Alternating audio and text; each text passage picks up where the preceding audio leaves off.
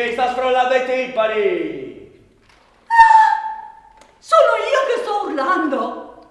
Ma se lei sta cantando a squarciagola, mi sveglia e sono io che la disturbo! Come? Mi sente cantare attraverso le pareti?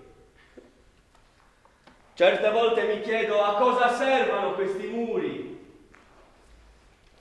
Lei comunque la smetta di cantare così forte, abbassi il volume e mi faccia dormire. Mi faccia questo favore.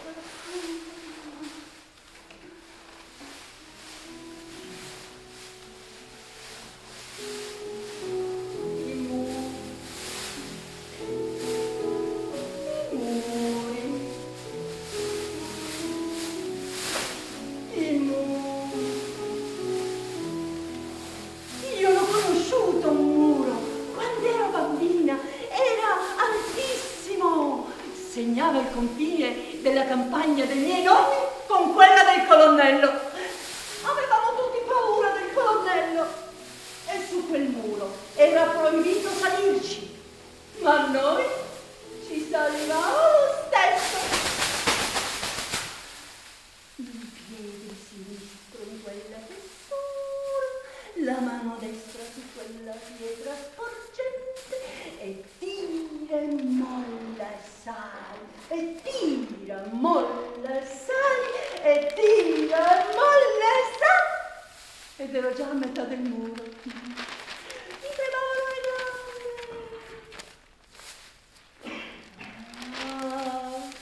Un'altra pietra bella sporgente qua, un buco per aggrapparsi là e... ma se devi entrano i ragni! Ma no, che non entrano i ragni! Aggrappati e sali e su, in cima!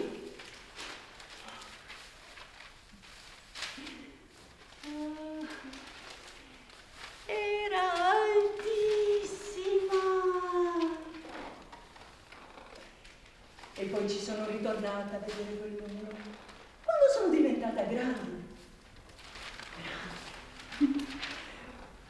Ed era così buffo vederlo così basso. Pensare che quando ero bambina mi sembrava così grande.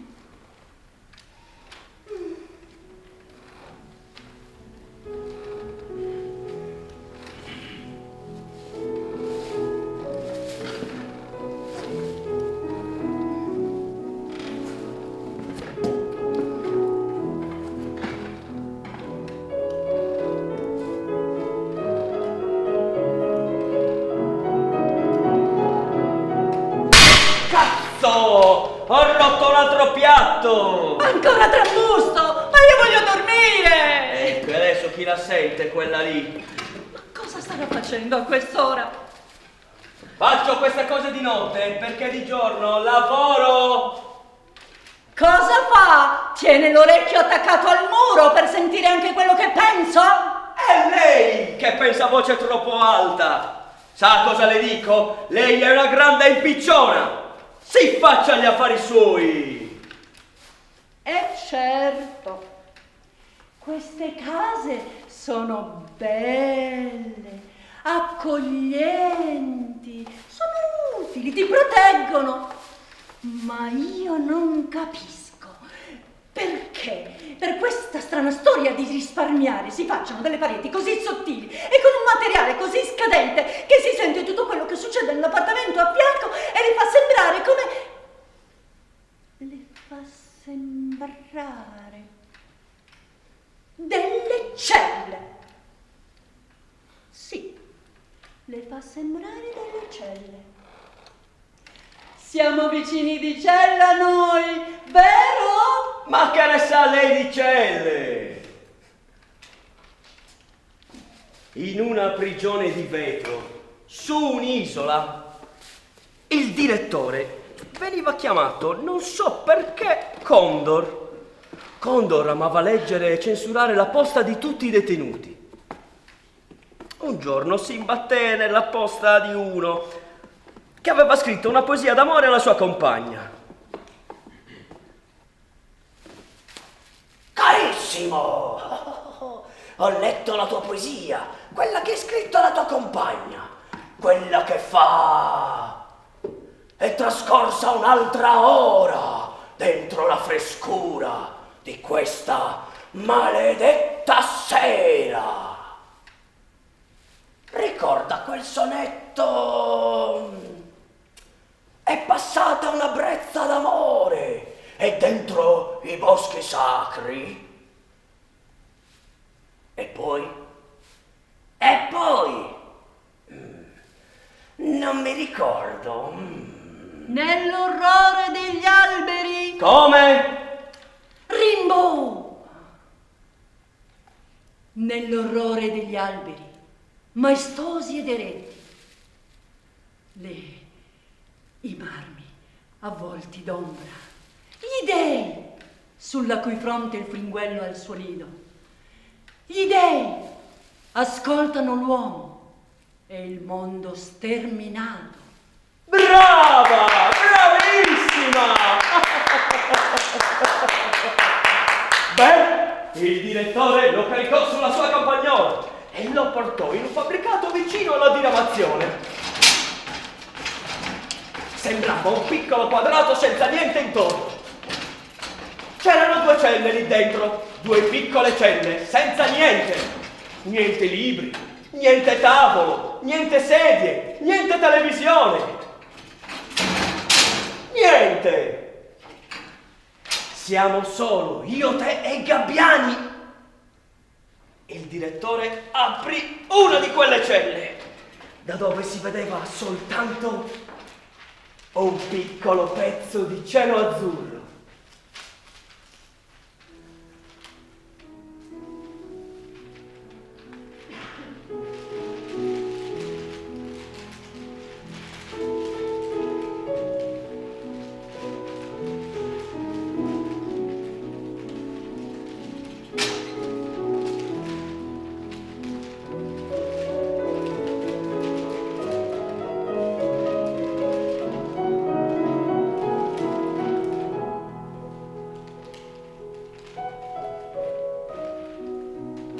Il direttore gli passò la penna e un blocco notes, gli ordinò di scrivere una poesia e lo chiuse dentro. Voleva che scrivesse una poesia al giorno, ogni giorno, per 20 giorni. Il direttore andò a far visita al detenuto. Voleva la sua poesia.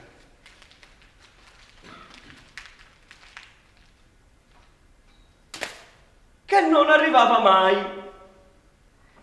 Il 20° giorno il detenuto lo aspettava in piedi, con la barba leccia e la camicia sporca. Quando arrivò il Condor, gli passò subito il taccuino. Ah! Il nostro rivoluzionario è diventato poeta! E iniziò a leggere ad alta voce. Vero e ben Pindemonte, anche la speme, ultima dea, fugge i sepolcri e involve tutte le cose l'oblio nella sua notte. È una forza operosa le affatica di moto in moto. E l'uomo, e le sue tombe, e le estreme sembianze e le reliquie della terra e del ciel traveste il tempo. Vero e ben mia compagna, anche un pazzo che si crede Dio Costruisce i sepolcri e li sparge dentro un'isola che per noi è notte, dove forze dello Stato con fatica la tengono in moto. Noi viviamo dentro le tombe e le estreme sembianze di cadaveri che dentro questa terra abbiamo. Ma ci resta l'onore, amor mio, e quello non si vende.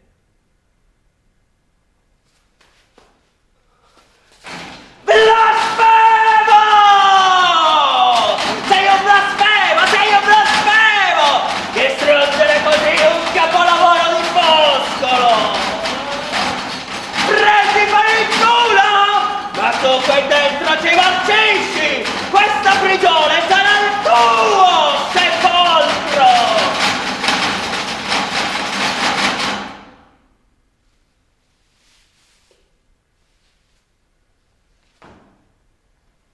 Il detenuto fu riportato nella sua cella la sera stessa.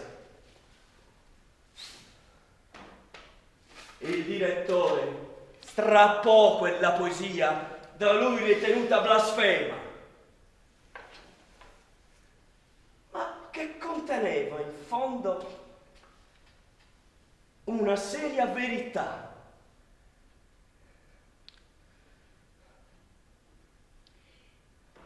Io ho insegnato per tanto tempo, ma non ho mai pensato che quella poesia potesse essere utilizzata in una maniera così appropriata.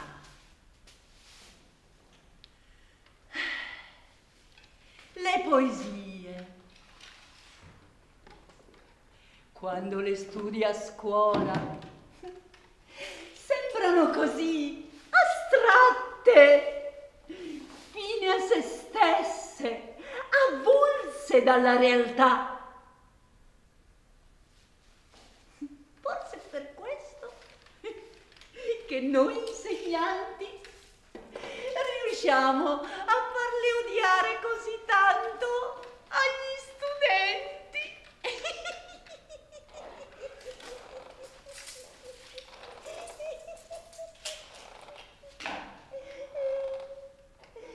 Ma cosa crede? Che solo lei conosce storie di prigioni e di celle? E poi, guardi, non sono tutte drammatiche le storie di prigioni come quelle che racconta lei. Io avevo una collega che insegnava in una prigione dove sì, c'erano i muri, ma si vedeva il cielo. Un giorno, in questa prigione, avvenne un tentativo di evasione, perché dalle carceri si cerca sempre di evadere.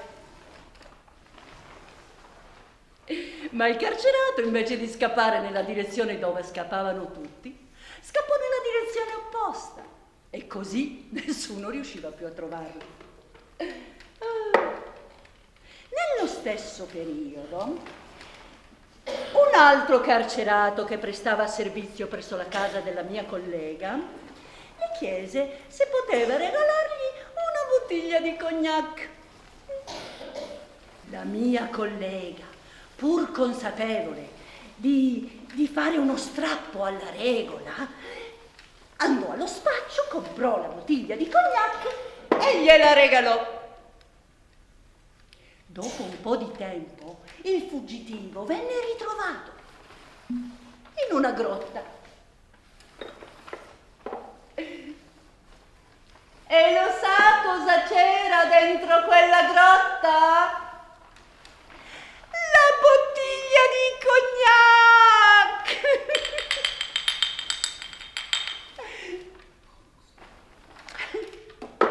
La mia collega, terrorizzata all'idea che qualcuno potesse parlare e raccontare che aveva preso lei la bottiglia di cognac.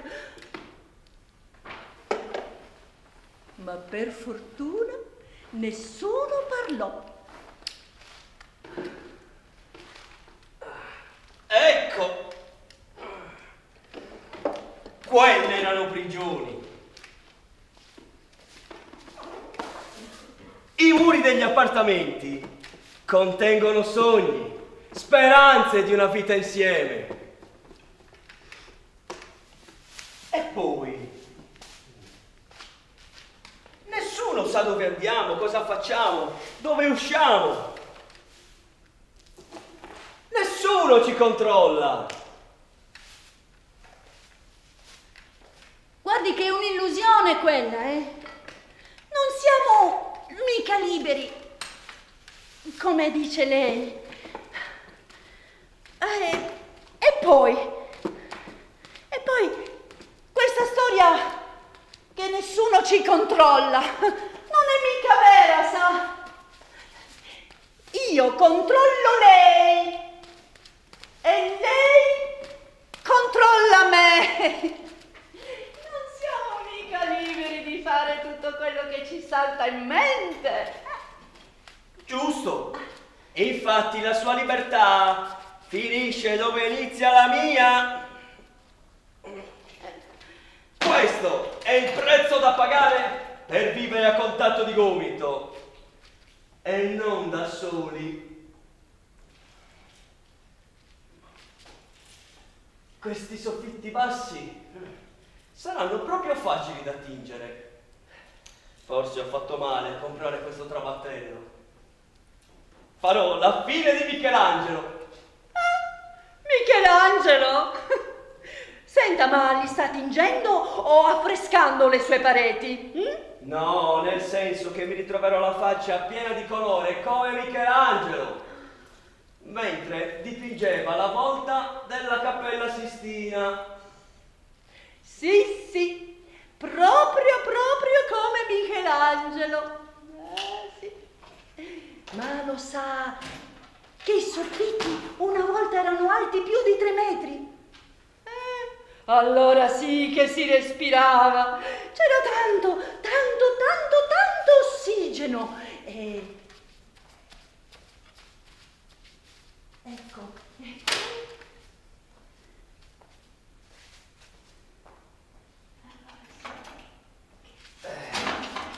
Ma invece adesso guardi, con questi soffitti così bassi, sempre per quella strana storia di risparmiare di cui si parlava prima, io mi sento quasi soffocare. Ci sono dei momenti che mi manca l'aria con questi soffitti. A proposito di soffitti, mi sta venendo in mente un fatto avvenuto in un carcere.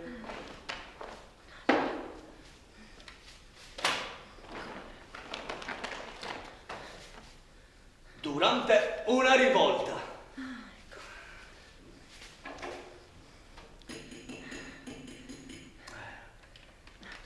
Sa cosa è successo? Mi dica, che cosa è successo?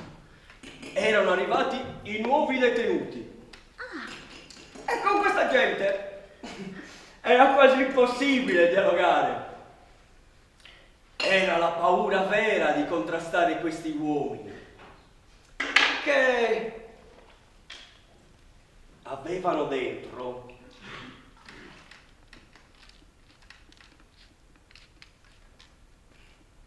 un rancore sconosciuto.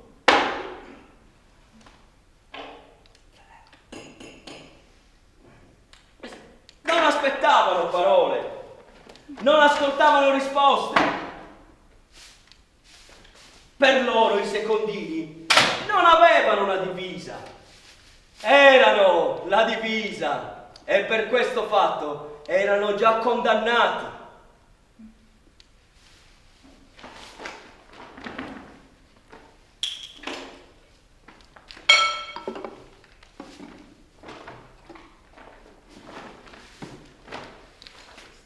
Non vedevano la loro famiglia.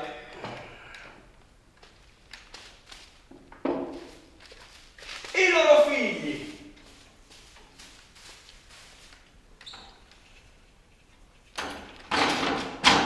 Il loro magro stipendio.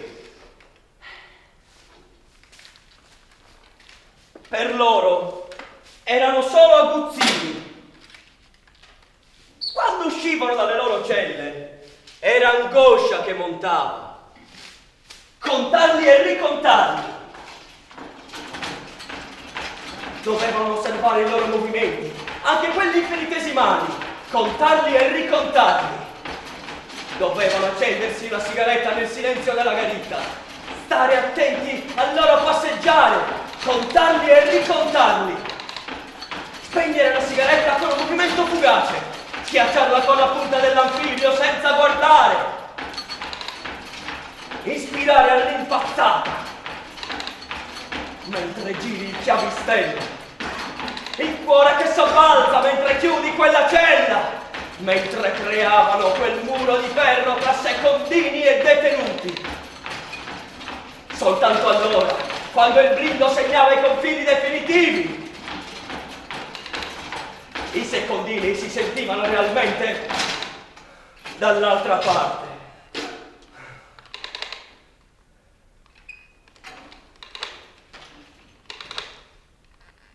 I detenuti si organizzavano, lo si respirava nell'aria. Contro i secondini utilizzavano sempre le solite parole, le solite minacce che conoscevano a memoria.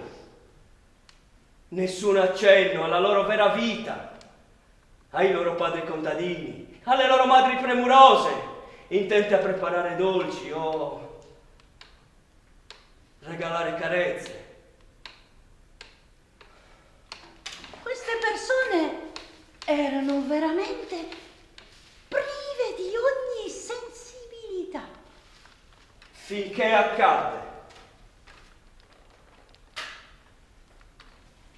Accadde.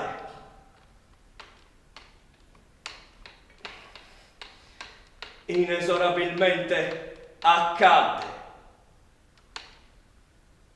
Sveglia! Conta! Perquisizione! Cosa volete, cari bastardi? Spostati! Controlla sotto il materasso! Corrotti, siete nella lista! Stai zitto e spostati! Non mi sposto! Non prendo ordini da uno come te! Chiusura inferriata! Rumore sordo! Apertura porta blindata! Rumore secco! Tu sarai morto! Stai zitto! Stai zitto!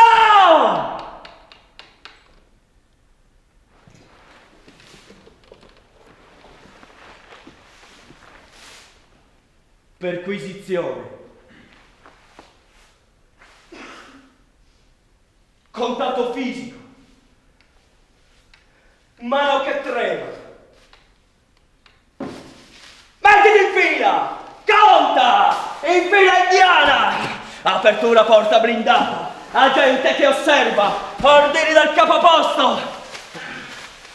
Contare e ricontare. State calmi! Sì, signor maresciallo! Questi ci fottono! Non ci fottono! Stia tranquillo, maresciallo! Siamo nella loro lista! Non abbiamo paura, maresciallo! State calmi! Non abbiamo paura! Abbiamo mogli e figli che ci aspettano, maresciallo! State calmi! State attenti!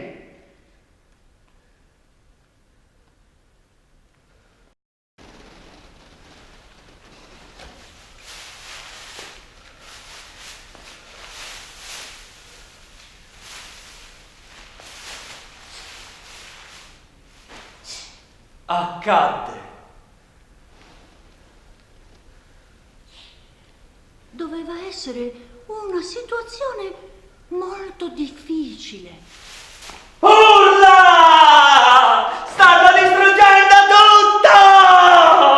Un rumore di gavette! Forchette! Magari hanno altri punteruoli!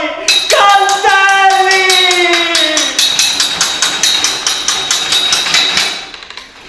All'improvviso un tuono che squarciava una nuvola nera! Una bomba! Una bomba! O meglio, caffettiere che avevano riempito di esplosivo. Le avevano fatte brillare e lanciate contro gli agenti! Ma che cazzo stanno facendo dentro le celle? si chiedevano i secondini. Ma dentro le celle non c'erano già più. Ma tutto questo che cosa c'entra con i soffitti? C'entra! Perché nelle celle non c'erano. Ma le celle erano chiuse, non potevano mica esserci volatilizzati.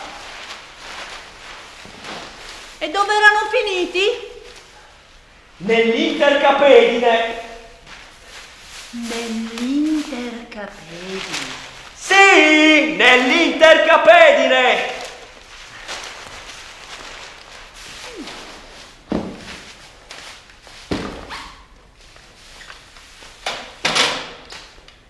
Si erano infilati nell'intercapedine. Con le sbarre dei letti avevano distrutto il controsoffitto, la rete metallica, e si erano infilati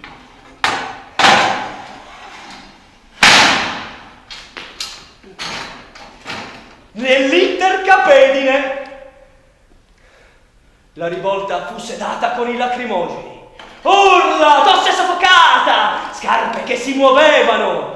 La rivolta era stata sedata per la gioia del direttore. Ma sapete cosa successe al direttore? In seguito venne arrestato, portato in un altro carcere, dove a controllarlo c'era un secondino che un tempo era suo sottoposto. Ha visto com'è facile passare da aguzzini a vittime, da controllori a controllati, da carcerieri a carcerati? Se la vi. Se la vi.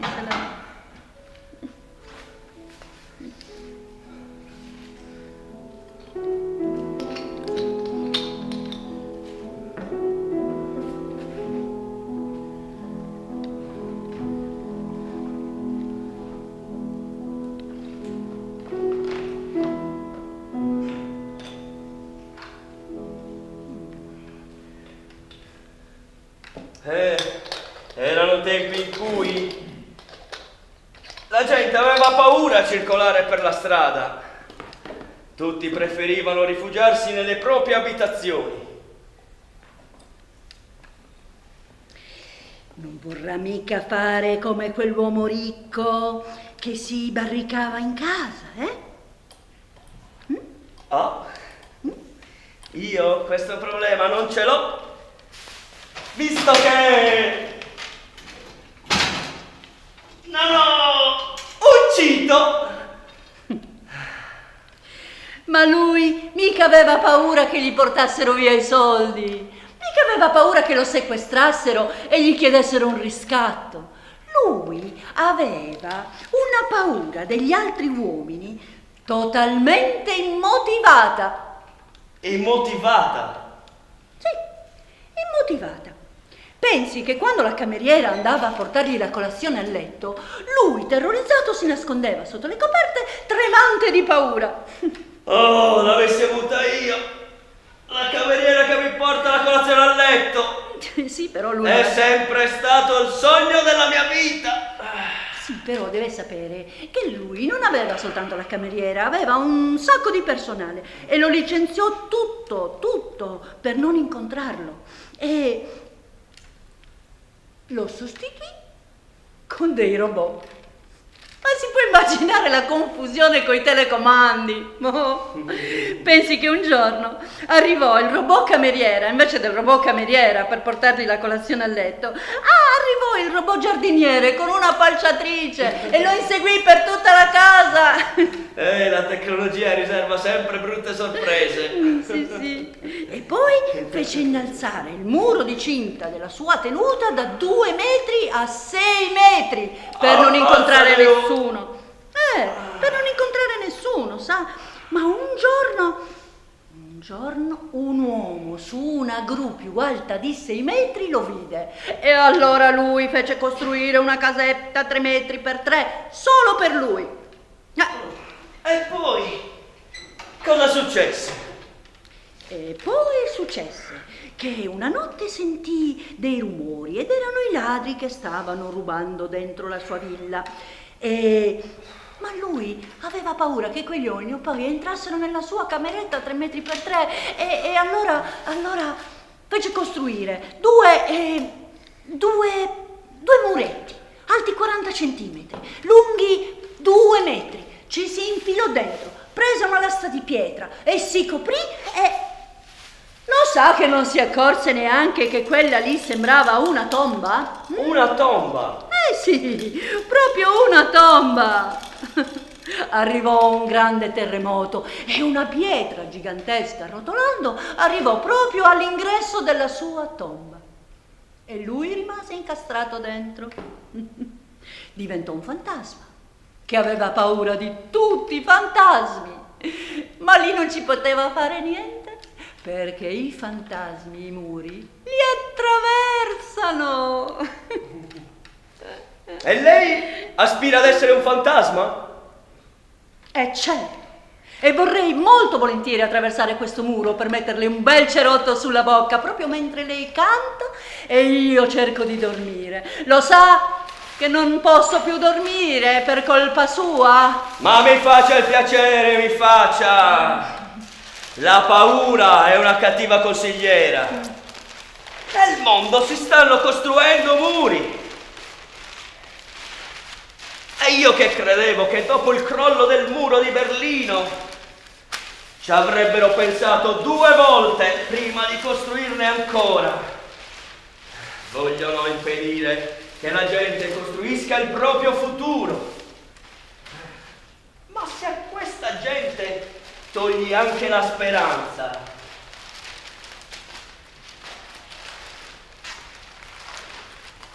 vogliamo sorprenderci se accadono certe cose? Sa che ha ragione. Si sta perdendo il senso dell'umanità. Ho ancora davanti agli occhi l'immagine di quel bambino morto sulla spiaggia.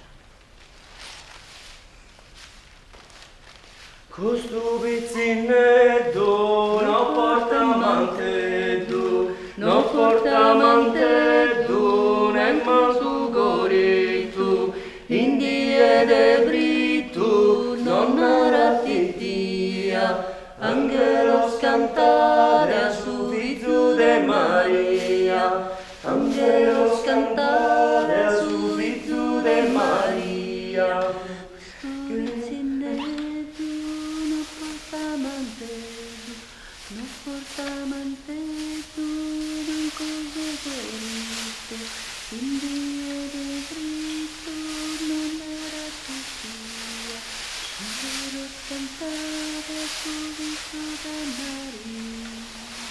Ah, sarebbe bellissimo se nel mondo non esistessero più carceri, direttori strampalati, ladri e delinquenti. Sarebbe bellissimo se le case non avessero pareti. Così potremmo stare bene, insieme. Per esempio, se non ci fosse questo muro, io e lei potremmo conversare guardandoci in faccia.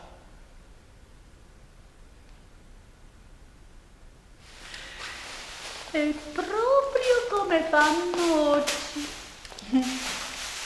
Fanno sparire tutti i muri e lasciano i tubi dell'acqua a vista, facendoci credere che siano delle opere d'arte. Ah, succede anche questo. Succede anche questo. In questa società ornamentale hanno acquisito più importanza il colore e la forma dei tubi dell'acqua che ci scorre dentro. Ed esistono palazzi costruiti così.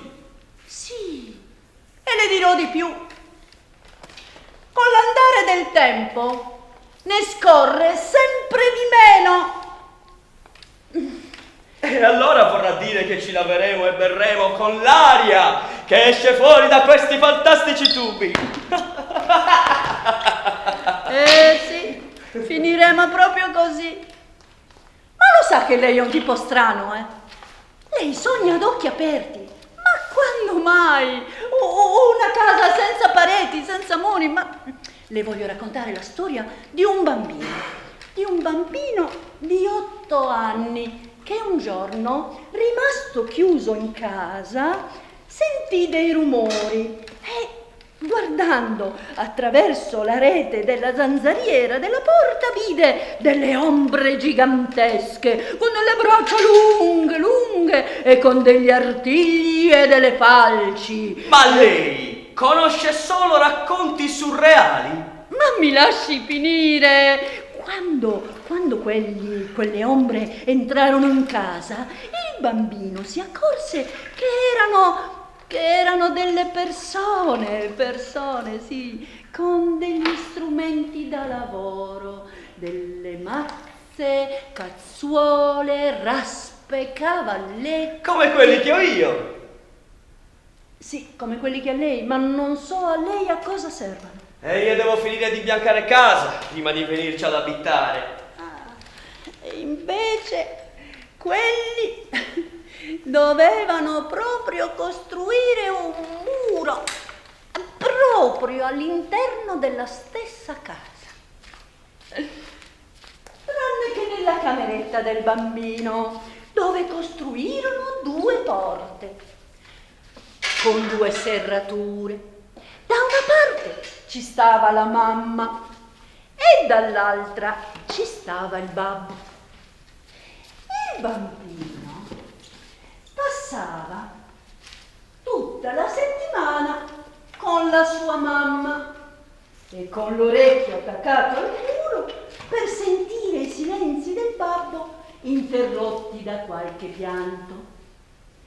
Durante il fine settimana il bambino stava con il babbo, con l'orecchio attaccato al muro per sentire i silenzi della mamma interrotti da qualche risata di donna.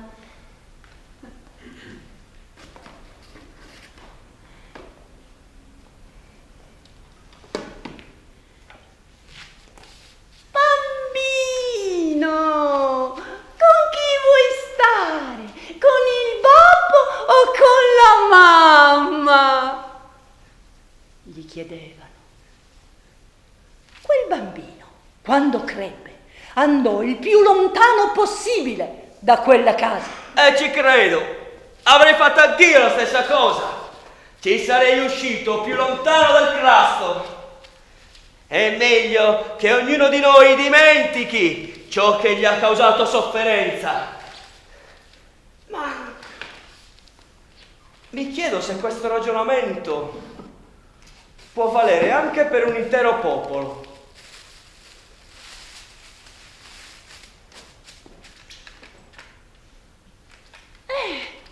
Sa che li vedo come se fosse oggi, quell'immensa moltitudine di persone davanti al crollo del muro di Berlino. Sì, io ero ancora un bambino quando ho visto quelle immagini, ma mi sono rimasti impressi quei ragazzi che ballavano sul muro.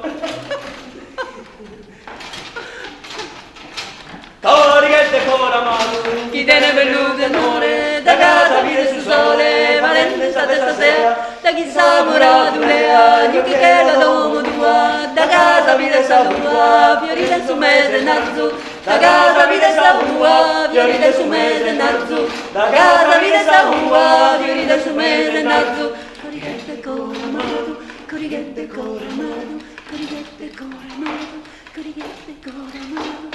Era una gioia immensa, indescrivibile. Tutte quelle persone in una notte erano state ripagate di tutti gli anni di sofferenza causata da quel muro.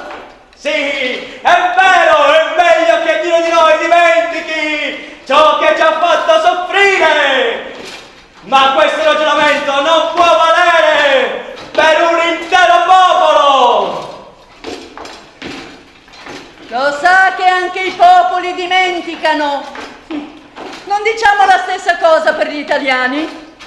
Però non va bene, perché poi si rischia di ripetere sempre gli stessi errori.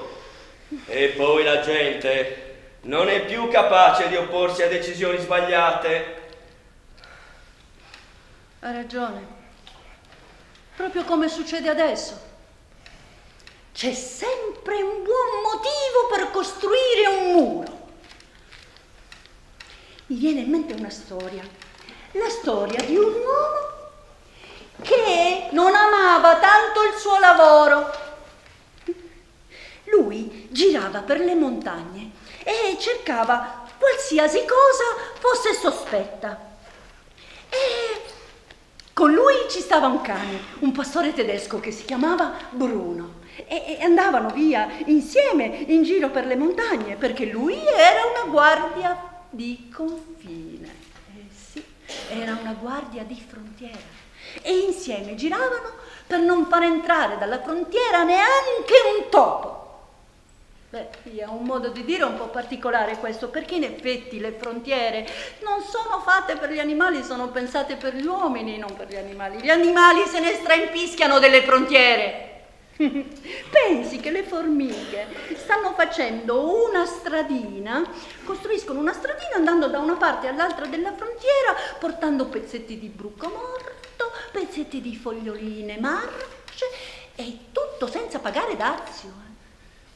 E poi il nostro guardiano riusciva a trovare anche delle persone, come per esempio dei cercatori di funghi che si erano smarriti, o dei boscaioli che avevano bevuto un po' troppo ed erano passati dall'altra parte della frontiera, o dei contrabbandieri.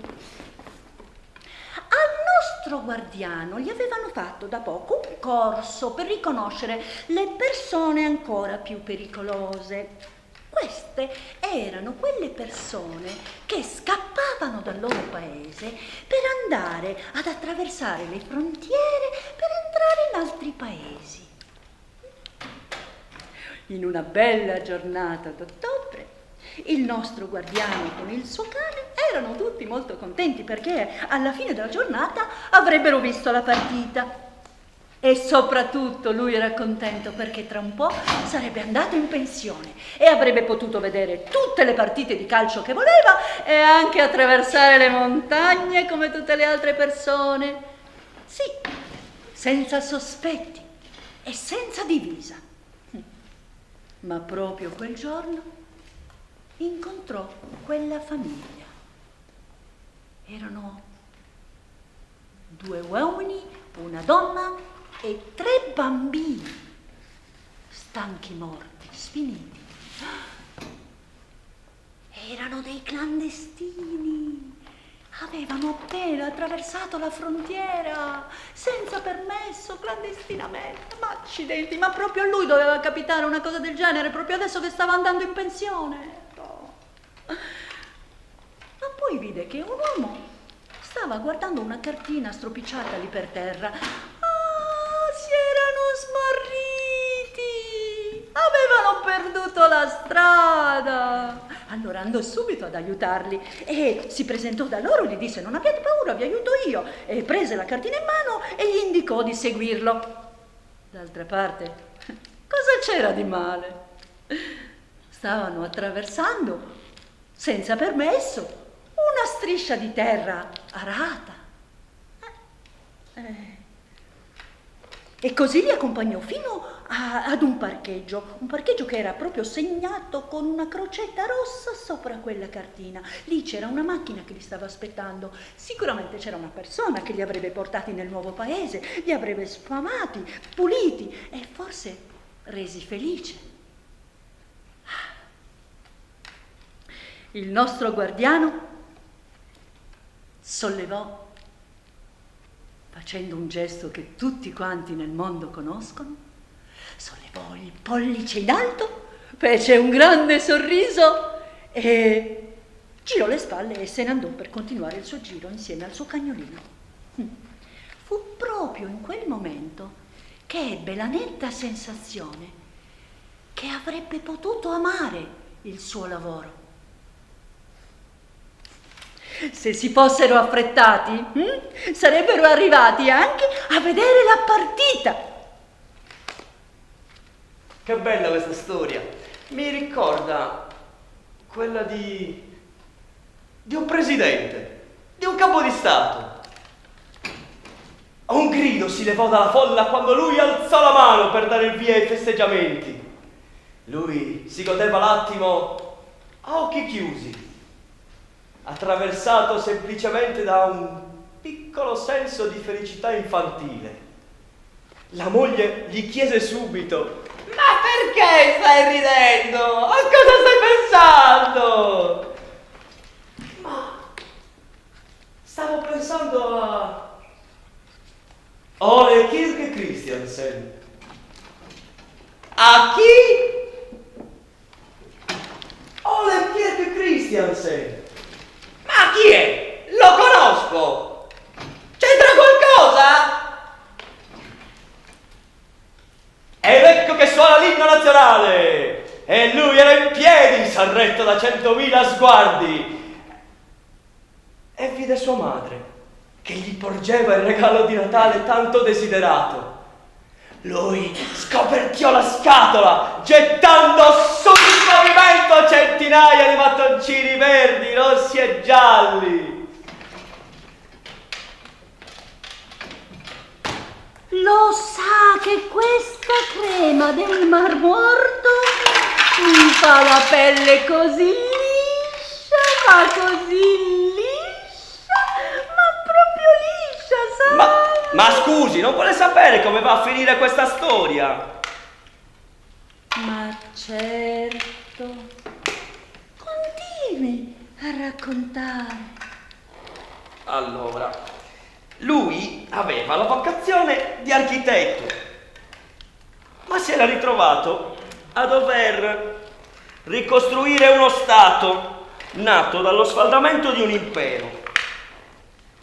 Quel giorno un muro, erto a difesa delle orde di barbari invasori, avrebbe preso il suo nome.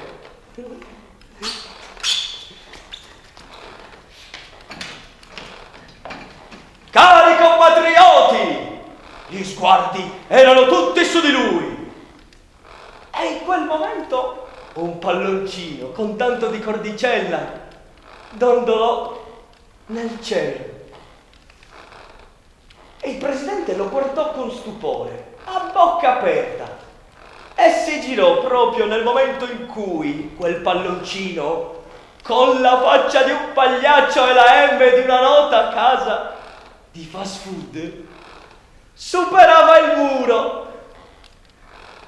E in quel momento scoppiò una risata, e poi un'altra, e un'altra ancora, e poi 100.000, tutto il mondo si sganasciava a ondate successive al presidente. Ma con l'aria si portò una mano al petto e si accasciò fra l'ilarità generale. Un consigliere si inginocchiò per raccogliere le ultime parole. Ole Kirk Christiansen. Come? Ole Kirk Christiansen. Come ha detto? Ole Kirk. Il presidente era stato stroncato da una crisi cardiaca. Il grumo fatale al presidente aveva la forma insolita di un battoncino di sangue raggrumato. Il consigliere fu mandato in esilio e mentre si trovava a Billund in Danimarca gli capitò di vedere un cartello con su scritto Museo Ole Kirk Christiansen.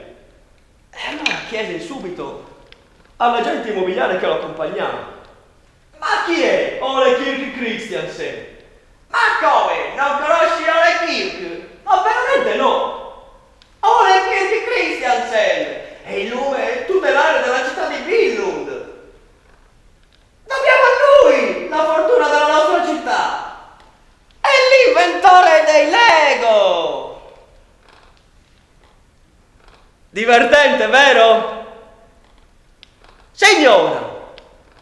Signora! Ma che? Tutta la notte a dire che non la faccio dormire e poi te Si addormenta proprio sulla storia dei Lego.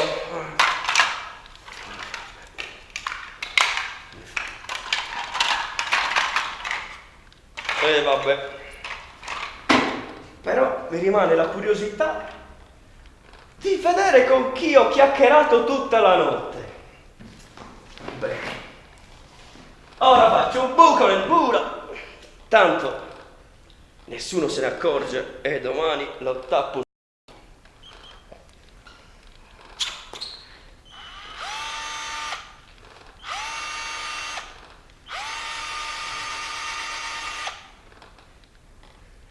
Signora! Signora! Signora!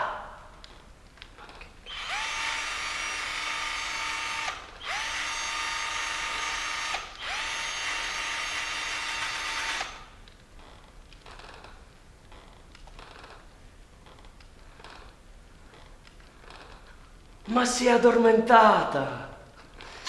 E vabbè. Ma è l'alba! Io fra poco devo andare a lavorare. E vabbè, vorrà dire che continuerò più tardi questa chiacchierata.